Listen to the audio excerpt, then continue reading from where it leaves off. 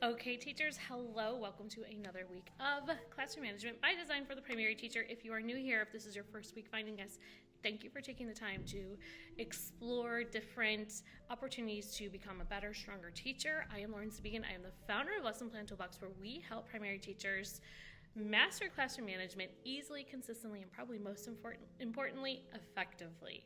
So, be sure to go back, look at all of our previous videos. This one kind of segues off of the past 2 weeks where we're talking about dealing with parents in the classroom, okay? So today, we talked about mastering parent-teacher conferences, and then last week we got into how to deal with disgruntled parents. So today we're going to talk about establishing routines for parent communication, okay?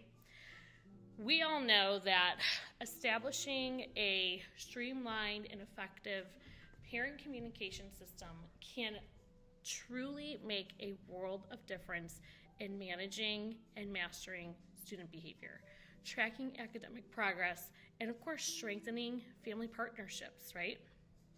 So this week, we're going to give you some steps to get yourself organized for practical an easy to implement communication system focused on student performance and behavior and in academics. Let's get started. First thing you want to do is choose a primary communication platform. You want to select a consistent platform for communication that's easy for both you, the teacher, and your parents to use. Some commonly used platforms are, of course, email, right? This is ideal for updates and longer messages. You could use apps like ClassDojo or Remind or Blooms. Those are great for quick, real-time messages and updates. And then, of course, Google Classroom, useful for academic updates and sharing classroom announcements. Here's the tip, though. You want to use a single platform as the primary method of communication to avoid confusion. Make sure it's accessible and compatible with mobile devices, as that's how many parents are going to check their updates. It's going to be on their phones. So choose one platform and get parents used to that. Second thing you want to do is implement weekly behavior and academic reports. This weekly report can be just a quick way to communicate with parents on both behavior and academics. It can be as simple as a single-page document or a digital form, but you want to include things like behavior highlights for students, outline the key behaviors focusing on positive reinforcement and any reoccurring challenges. You want to figure out academic progress. Note on this message any specific subjects and skills such as reading comprehension, math problem solving, or writing with a brief update on the child's progress. Okay, so for example, you could have the date, student's name, behavior highlights, respectful and followed classroom rules, check yes or no. Participated actively in class, check yes or no. Needed reminders for focus, check yes or no. For academic progress, right? Reading, you could say beginning to recognize sight words. Math, you might have something needs support with addition. Writing, developing sentence structure. Super, super simple. Just create a template to use every single week, whether it's on paper or digital, and then send this to the parents every Friday so they can review it over the weekend and be prepared for the upcoming week, okay? Create the template once, and then you are good to go. Step 3 is daily communication for urgent behavior or academic issues. So sometimes you're going to have students who may experience a particularly challenging day that warrants some same-day communication. For these cases, you want to use a brief and direct messages to inform parents of issues that need immediate attention. You want to keep the tone very supportive and constructive. We're not accusing. This is just, here's where we're at, here's where we need to go. What does this sound like? Hi, Mrs. Smith. This is just a quick note to let you know that Jamie struggled a bit with following directions in class today. We talked about ways to focus, and I wanted to keep you in the loop in case you'd like to discuss it with him at home. Let me know if you'd like to connect about this. Thank you so much, and then sign your name. Notice you want to avoid overusing daily communication. Reserve it for significant events or patterns that need immediate parental awareness, okay? It's going to keep the parents informed, but not overwhelmed. And notice I did not accuse. It was just, here's what happened. This is why I'm letting you know. Fourth thing you want to do, monthly progress summaries. These are going to provide just a broader perspective on both behavior and academic performance. It's going to give your parents a sense of how their child is progressing over a longer period. This could include things like behavior trends, right? Highlight patterns such as improved focus or social interactions, and then include a goal for the next month. For academic progress, you might share the strengths and areas for growth and any new concepts you're working on as a class. Offer just simple suggestions for ways parents can support learning at home, and you would be amazed, again, if you keep it simple, how much feedback and help you'll get from parents at home, okay? Here's an example. Strengths on behavior. Jamie shows enthusiasm in group work and respects classmates' opinions. Her growth area needs to be working on raising her hand before speaking. Academics.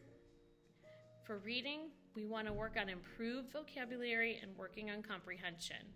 For math, strength in addition, but needs support with subtraction. Here are some suggestions you can do at home. Practice reading aloud each night for 10 minutes to strengthen comprehension. Use flashcards for math fact practice. Then you want to, once you have your format again, send the monthly summary home as an email attachment or through the primary communication platform, whichever one you choose. Designate a consistent day, like the last Friday of the month, so parents know when to expect it. You don't have to do Friday. I just like to because it kind of winds down a week. You might want to, not for all students, but for some students, set up a parent-teacher conference check-in every 6 to 8 weeks. So in addition to the weekly and monthly reports, do a regular check-in. It could be virtual, it could be in person, whatever you are comfortable with. But it's just going to allow for a more detailed discussion. It's going to help build that rapport and show parents that you're invested in their child's progress, and then provide time for discussing any ongoing challenge or achievements in greater depth, okay? Use this opportunity to set short-term goals with parents and discuss any behavior strategies that they can be reinforced at home. So here's just a quick example again, what this would look like. So you would have a review of the recent progress, right? So briefly summarize behavior and academic updates. And then you're going to have goals and action steps. Set specific goals based on current progress. Open discussion with parents. Allow them to share any concerns or insights they may have from home. They may tell you a missing piece of the puzzle that you didn't know. And then create a parent support corner, right, for additional resources. You can include a section in your weekly or monthly communication with tips or resources that parents can use at home to help support their child's learning and behavior development. These could be, and these are just examples, but for behavioral, you could say, help your child practice patience with a daily waiting game. Count to 10 before starting an activity. For academic tools, you can provide links to websites or apps that support math or reading practice, right? And the ever so important social emotional, find strategies for fostering resilience or managing frustration. Check that out. Consider creating just a simple Google Drive folder with categorized resources and a monthly highlight that links to relevant tools. Once you get this set up once, it's amazing how far you can go with it. And then our next step that you want to do as far as communication is establish a two-way communication. While you're sharing information with parents, make it clear that they can reach out with questions or insights. Set some guidelines for when and how to reach you, okay, through your primary platform. Maybe they're calling the school during school hours, but encourage parents to be active participants. What does this sound like? You can simply say to parents, feel free to reply to this message if you have questions or insights on Jamie's week. I would love to hear from you and value your input. They are going to be so much more willing and receptive to hear your perception of things. And then acknowledge parent responses quickly to reinforce that open communication, even if you're only able to send a brief reply, okay? Some teachers have hosted virtual office hours where they take additional questions or they want to discuss something in more detail. So you could consider holding virtual monthly office hours. This is totally up to you, but it's a designated time where parents can connect with you outside of the regular updates, creating a low pressure opportunity to address any questions they might have. For the working parent, this works really well, and you designate a day once a month. Use a simple sign-up sheet to schedule 10-minute slots for each parent who is interested, and then choose 1 or 2 hours a month at a convenient time for you and for families. You can use a virtual link, you can use a phone call, depending on the parent's preference, or your preference too. You need to be just as comfortable as parents do. And just send a note. I'll be holding virtual office hours next Wednesday from 5 to 6 p.m. for any questions or updates. If you'd like a quick chat about your child's progress, feel free to sign up for a 10-minute slot here and then put your link there. Okay? A visual element to communication, it's going to help your parents quickly understand their child's progress. You can use a color-coded system or some kind of symbols for weekly reports to indicate behavior or academic areas. For example, green for on track, yellow means needs improvement, red means let's schedule a meeting. The visualization is going to help, or the visuals, make the updates just more accessible and save parents time, just a quick glance, right? So green means meeting expectations, yellow could mean needs attention, and red requires immediate support. Let's schedule something and see how we can support your child. Again, the summary just gives parents just an easy overview, especially for these busy families, and it's going to help them focus their attention on specific areas. And the last thing you want to do is celebrate the successes with positive postcard system, right? So once a month, send out a quick positive message or a postcard home to celebrate those small wins, whether it's academic or behavioral, and it can be as simple as a quick note in an email or a personalized postcard sent home with the child, right? However you want to do it. Positive reinforcement, it's going to strengthen the parent-teacher bond and keep the parents invested in their child's growth. What could a message sound like? Say something as simple as, Jamie has shown such great enthusiasm in math this month. She is quickly ready to give us answers and working hard on addition. Keep up the great work. That simple. Implementing a structured, clear, and consistent communication system allows teachers to maintain a collaborative relationship with parents, making it easier to share both achievements and areas for growth.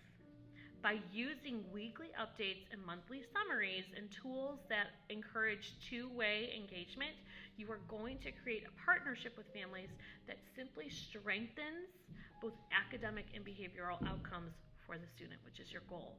And especially with that last one, overlap it into an email, right? Have it be tied to some sort of monthly communication that you send. It doesn't have to be anything super extra. Some of these may sound super overwhelming, which, don't use those ones. Find some tips that you're like, wow, I can do this one easily, and I think my parents will get a lot out of it, and start implementing from there. And then as you grow and become stronger as a teacher, start implementing more and more. The virtual meetings, I know, especially for first-year teachers, it's probably the last thing you want to hear, but by having those office hours once a month, it can truly alleviate so many questions, so many misinformation, and things along those lines. So, okay, that's all we've got for you this week. Be sure to come back next week where, again, we're just going to keep fine-tuning our parent communication and shift into some mindset pieces too. So, until next week, be sure to teach, relax, repeat.